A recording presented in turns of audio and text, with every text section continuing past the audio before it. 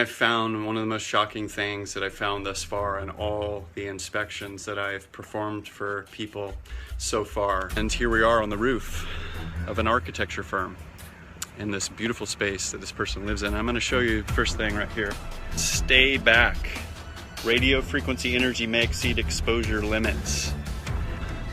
This person just found out recently that they have cancer, and they've actually been helping their son for the last year or so, who's 25, who also has cancer. And I'm going to show you what is behind this building, and I'm really shocked.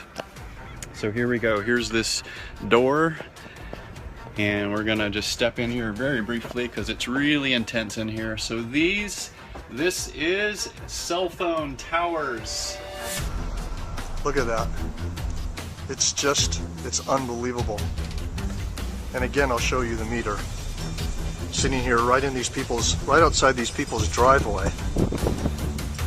Now this is also extremely hard to believe. I've now driven down almost a full block, right next to the telephone pole, down a full block, and check this out.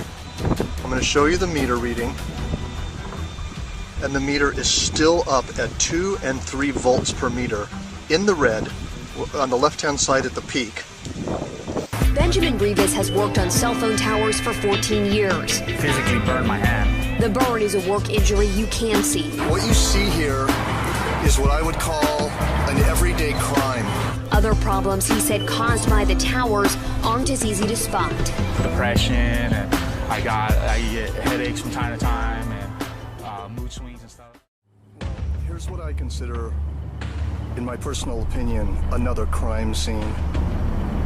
And I don't think I'm being dramatic saying this. Here's the cell phone tower.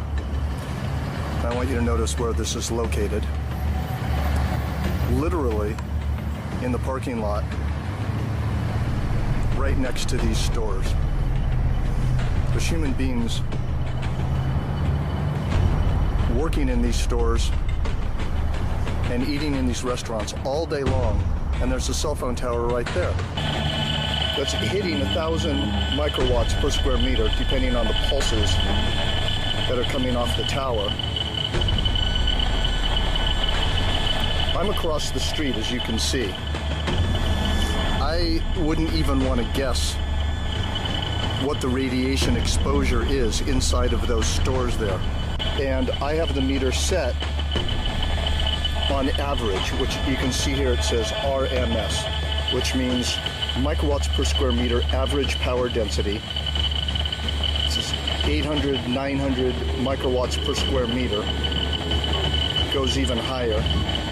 Once again, biological effects start at 3.4 to 6 microwatts per square meter average power density. 52-year-old Sanjay Kasliwal is counting the days now. Incurable brain cancer due to radiation from mobile phone towers in his neighborhood has reduced life to little more. His brother has been termed luckier, sent to the US for brain surgery, but both of them know hope fades. I have written to all possible government offices to find out what sort of control are they doing, or what sort of an audit is being done, and it seems everything falls on deaf ears. Nobody is concerned. Experts say the area the two men live in faces radiation from mobile phone towers equivalent to living in a microwave oven 19 minutes a day. See, the levels were somewhere between -18 to -20 to 20 dBm also over here, and these radiation levels are very high for prolonged exposure, almost about 100 times higher than what is recommended for continuous safe exposure. And there are 2 cancer cases which have been reported in this house. There's even a dog has got cancer. It's kind of interesting when cell phone tower workers are telling you that they have headaches, that they have brain cancer, that they have all these health issues throughout the day, where they get these headaches or blurry vision. Why would so many of these guys have these seemingly often problems like this? You would think that if there was nothing really bad about cell phone towers, that obviously those who would work on these towers would be fine. but instead you hear something quite different. And with the readouts with this, 1,000 plus microwatts per square meter measured near one of these cell phone towers, when it only takes about 10 microwatts to even have any effect on you. So we're talking 100 times the threshold for where it actually can cause harm to a person. So it's very interesting. You know, some people have mentioned that when they've lived near cell phone towers that they've had headaches and depression, and this is also something that these tower workers have mentioned as well, having even depression from doing this. So this also begs the question of whether or not these patents I've shown in a previous video really are something that is being used on some of these towers to where it can actually influence you. These frequencies that they use can cause certain types of emotions and certain types of feelings. At certain frequencies, it makes you even potentially depressed feeling. And in other frequencies, it can cause you to even become enraged. And why is there so many cell phone towers? And in many cases, these cell phone towers, if you put your cell phone directly towards them in the range, and it doesn't do anything. You go look up the cell phone tower online, it says it's for this certain particular company, let's say Sprint. You go and take your phone over to it, and you have no bars. It doesn't even make any sense. Or even have some of these cell phone towers multiples in a row. Why would you have so many in a row? What's the relevance of that? It's supposed to be covering certain square footage, allegedly, but instead we have them lined up near a highway. Why would they be doing that? Especially not very far apart. So it makes you kind of wonder what they're really for here. To broadcast the entire Earth, it takes 2 kilowatts, 2 hair dryers. Now a microwave oven uses 1,000 watts or 1 kilowatt. Here's the damage 1 kilowatt can be done by somebody when they take a magnetron out of a microwave and turn it into a ray gun. This is just a small example of a low-tech weapon running on 1,000 watts. Then you have these things here, these huge towers of death. Now each row in this tower, an array, or a set of dishes or rectennas or whatever you want to call them, is connected to a cable with a maximum power output of 300,000 watts, or 300 kilowatts. That's 300 microwave ovens. We based that conservative estimate based on the gauge of the cabling that's running up to one of these arrays. They're estimated at 300,000 watts per cable. Those aren't fiber optic cables running up to those arrays. It's a thick copper gauge transmission line quality cable running up those towers. Now if there's 10 cables, that's like 3 megawatts of power. And these cables are out there to output power to the magnetron, not for data transfer. That's an important point. These cell phone towers are weaponized. There's no other reason to have this much power running up the cables. It isn't for data transfer. Now, FCC regulations limit normal transmission per array to about 400 watts.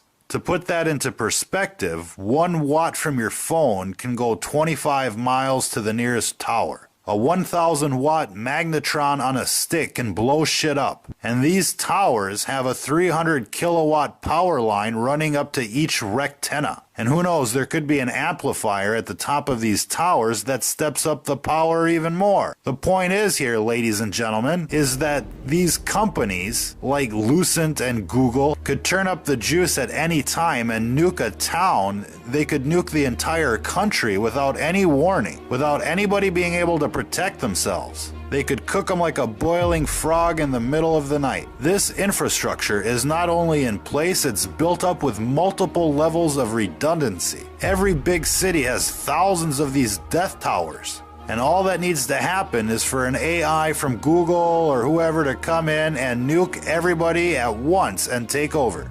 Who out there remembers that movie Terminator? Well, Google doesn't have to send a Terminator to every door or launch a nuclear strike. It can just turn on these cell phone towers to maximum and cook everybody within the city limits within an hour. and then just send in the Terminators to mop up the countryside.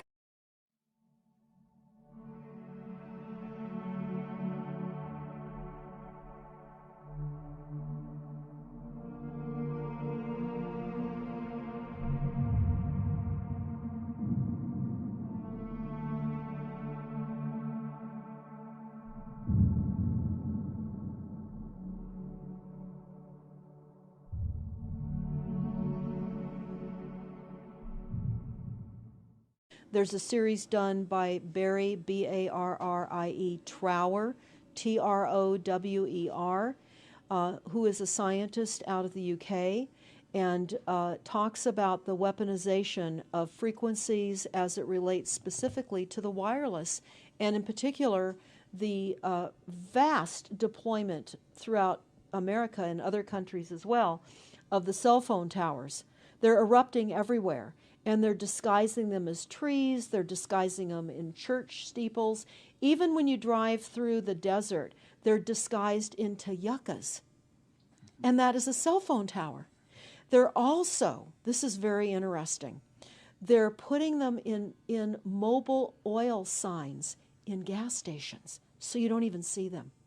Now, when you look, if you're really aware of spotting cell phone towers, my grandchildren can spot them a mile away. But you can go to shopping centers where they have landscaping and the uplights amongst the landscaping, and you'll see many uplight standards that are disguised cell phone towers. And you don't think of it. You're just thinking that it's lights within the parking lot, and they're actual cell phone towers. And they're in church steeples as well, aren't they? Yeah. Yes, they are. And they're paying schools to put them on their campuses. Right now, there's a newly discovered cancer cluster at San Diego State University, and there have been a number of students and faculty that have gotten brain tumors. So we are in a takedown of frequencies admitted by this document. We have the proof, we have the military, the agencies that admit to this. We don't need to prove the deaths on the campuses near towers, because it says towers will be used on page 98. It says that towers will be used to emit frequencies. So again, this is their document. This is what they tell us on page 98. A typical scenario: takedown of the U.S. by 10 people and $10 million. Binary biologicals, imported vitamins and clothing, the food supply will be poisoned, terror attacks with vaccines and with viruses. They talk about our railroads will be attacked, selective anti-personnel with radiation frequencies, microwaves from the towers. The water supply will be contaminated via intercontinental unmanned vehicles, accompanied by serious psy-war, and that's the CNN syndrome.